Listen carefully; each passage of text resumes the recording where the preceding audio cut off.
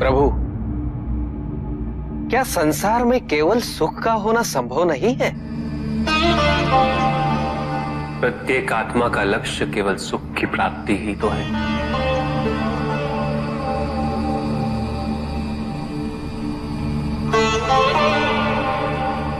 परमानंद की प्राप्ति।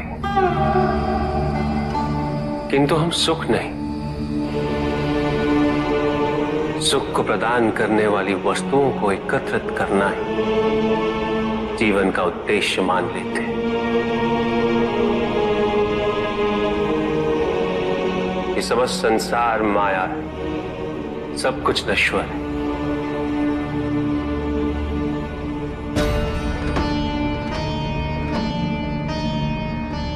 जिन वस्तुओं को हम सुख का स्रोत समझकर एकत्रित कर रहे हैं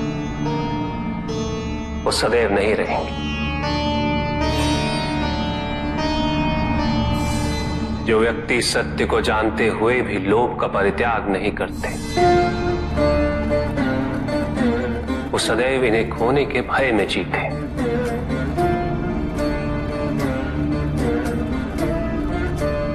और जो व्यक्ति सत्य को जानते ही नहीं, वो अहंकार में जीते।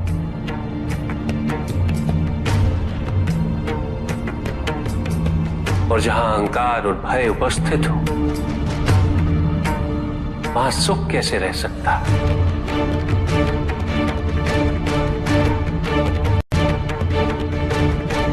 किसी को यह दुख है कि उसके पास कुछ भी नहीं,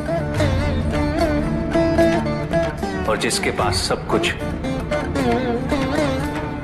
उसे ये दुख है कि पाने को कुछ शेष नहीं। सुख को हम स्वयं अपने दृष्टिकोण से परिभाषित कर देते हैं, जबकि वास्तविकता इससे भिन्न है।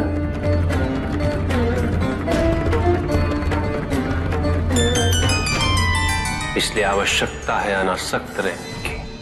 किंतु प्रभु, क्या आसक्ति स्वाभाविक नहीं है? पर दुख का मूल कारण भी तो यही है ऋषि भृगु।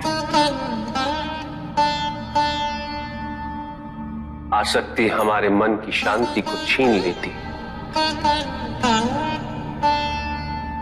उसे भंग कर देती।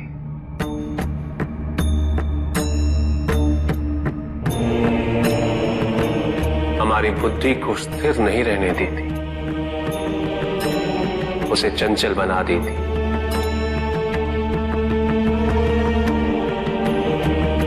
आसक्ति से प्रमाद की उत्पत्ति होती, प्रमाद मद होता है, और मद अहंकार का स्रोत है। और अहंकार पूर्णतः शुभता में परिवर्तित हो जाता है,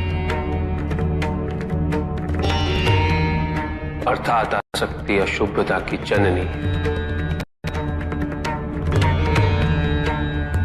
इसलिए अनावश्यक है। तो प्रभु, आसक्ति को अनासक्ति में कैसे परिवर्तित किया जा सकता है? और हम आसक्ति से कैसे उबर सकते हैं प्रभु? आसक्ति से मुक्त होना ही अनासक्ति है। आसक्तिहीन होने के लिए अपने और पराये का भेद मिटाना अनिवार्य है।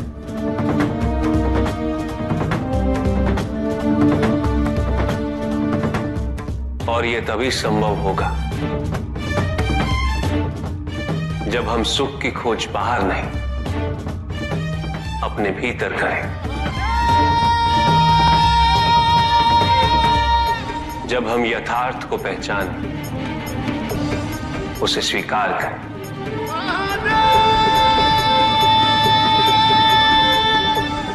हम अपने सुख को सांसारिक तत्वों से परिभाषित नहीं करें। जब तक हम ऐसा करते रहेंगे, हम बंधते जाएंगे। जब हम स्वयं अपने भीतर झांकना आरंभ करेंगे, हमारी मुक्ति का मार्ग स्वतः प्रशस्त होता जाएगा। महादेव, आपने हमें दुख का कारण तो बता दिया, किंतु हम भाई के बारे में भी जानना चाहते हैं।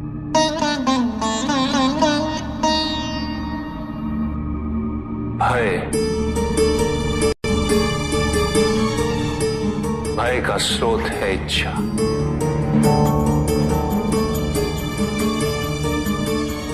पाने की इच्छा होगी तो उसे खोने का भय भी होगा।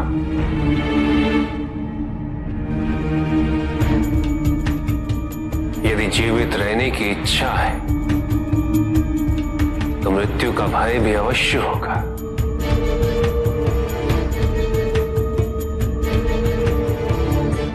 किंतु केवल मनुष्य ही नहीं, देवता, गंधर्व सभी इस भय से ग्रसित हैं।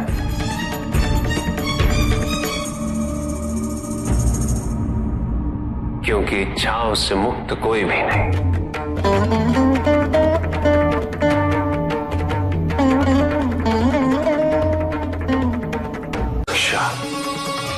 ईर्ष्या, द्वेष, परनिंदा और षड्यंत्र जैसे पाप भय से ही उत्पन्न होते हैं। और प्रत्येक पाप का प्रायश्चित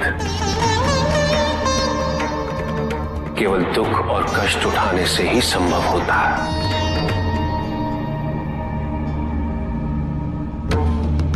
इसलिए भय भी अंत में दुख का कारण बन जाता है।